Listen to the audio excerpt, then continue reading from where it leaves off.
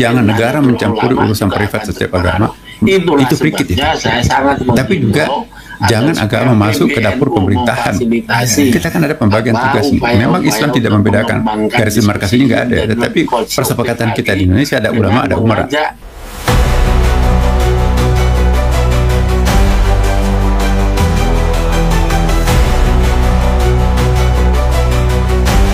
Assalamualaikum warahmatullahi wabarakatuh. Selamat berjumpa kembali di PCK Channel. Semoga kita semua senantiasa diberikan kesehatan dan keberkahan oleh Allah Subhanahu wa Ta'ala. Amin ya Allah ya Rabbal Alamin. Di video kali ini Al-Fakir akan mengulas dan membahas berkaitan dengan sinyalemen dari Pak Menteri Agama, yakni Profesor Dr.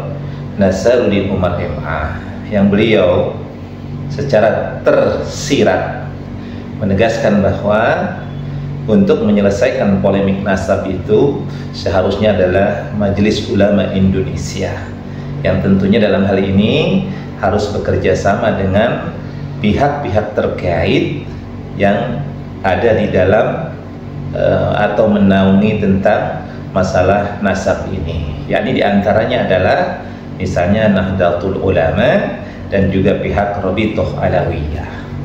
Nah, inilah sinyalemen yang disampaikan oleh Pak Menteri Agama. Jadi walaupun tidak secara letterlek atau secara gamblang, tetapi beliau mengisyaratkan bahwa yang berwenang untuk menyelesaikan masalah dalam polemik nasab ini adalah Majelis Ulama Indonesia. Kenapa? Karena dalam sistem ketatanegaraan kita memang bahwa negara hadir di situ adalah dalam rangka melaksanakan fatwa yang diberikan oleh lembaga keagamaan.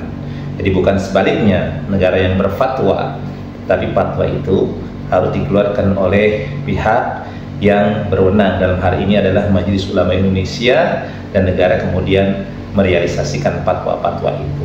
Maka pihak Kementerian Agama khususnya adalah menunggu fatwa yang akan dikeluarkan oleh Majelis Ulama Indonesia.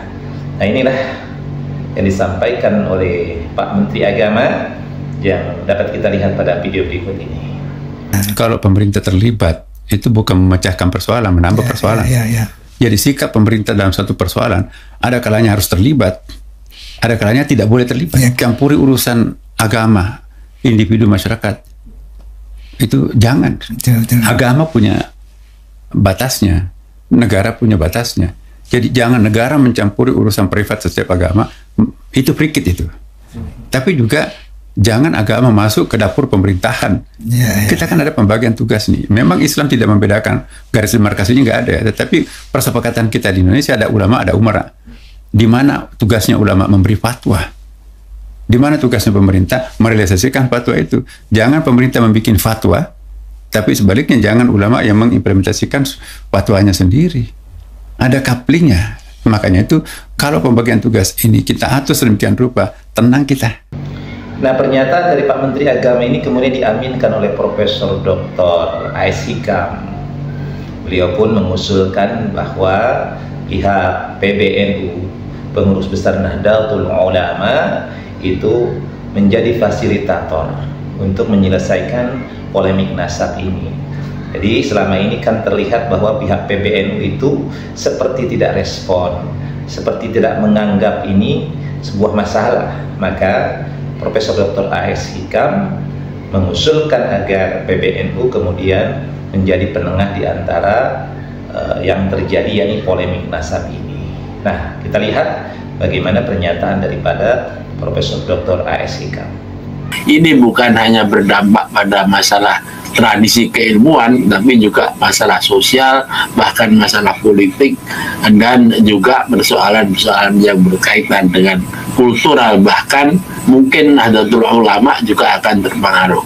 Itulah sebabnya saya sangat menghimbau agar supaya PBNU memfasilitasi upaya-upaya untuk mengembangkan diskusi ini menjadi lebih konstruktif lagi, dengan mengajak kelompok Bahsul Masail, mulai dari tingkat di bawah seperti tempatnya Yai Imad ini dan juga Yai Gus Rumail sampai kepada level PBNU. Dengan demikian maka insya Allah akan terbangun satu kebiasaan baru yang akan lebih mendorong lagi semua orang yang ada di dalam komunitas Nahdliyin ini untuk mengapresiasi masalah-masalah keilmuan agama dan masalah keilmuan yang bersifat umum. Demikian tadi pernyataan yang cukup tegas dan lugas dari Profesor Dr. A.S. Hikam yang mengusulkan kepada pengurus besar Nahdlatul Ulama untuk mengambil sikap yang tegas dengan menjadi fasilitator penengah yang terjadi di antara konflik itu. Artinya simpelnya bahwa pihak PBNU itu mengadakan bahsul masail yang menghadirkan pihak yang bersengketa, yakni Rabithah Alawiyah sebagai lembaga yang menaungi para habaib, dengan tentunya adalah Kiai Haji Imaduddin Utsman Al-Bantani, yakni dengan Kiai Haji Imaduddin Utsman Al-Bantani yang merupakan inisiator dari masalah gugurnya atau batalnya nasab Ba'lawi. Maka mudah-mudahan kita doakan PBNU ini mendengar apa yang disampaikan oleh Pak Menteri Agama dan juga oleh Profesor Dr. A.S. Hikam. Mudah-mudahan bisa bermanfaat dan memberikan inspirasi bagi kita semua. Allah muwaffiq ila aqwamit thariq. Assalamualaikum warahmatullahi wabarakatuh.